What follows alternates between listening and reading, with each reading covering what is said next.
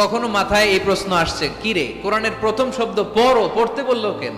আল্লাহ তো প্রথমে বলতে পারতো নামাজ পড়ো, জিকির করো, ইবাদত করো, যাকাত দাও, এগুলো বলছে?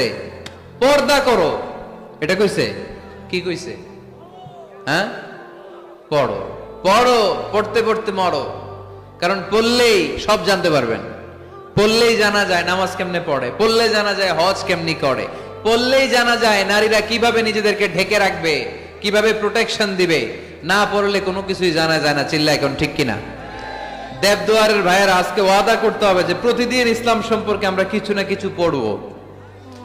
এই কোরআনের বঙ্গানুবাদ পাওয়া যায়, স্মার্টফোনে কোরআনের অনুবাদ পাওয়া যায়, ফেসবুকে কত যে দাওয়াতি পেজ আছে ওখানে আলোচনা পাওয়া যায়, অনেক সুন্দর সুন্দর ইসলামী কথা পাওয়া যায়। আপনারা ফেসবুক ইউজ করেন নাকি? ফেসবুক অ্যাকাউন্ট আছে কার কার দেখি? এই গ্রামের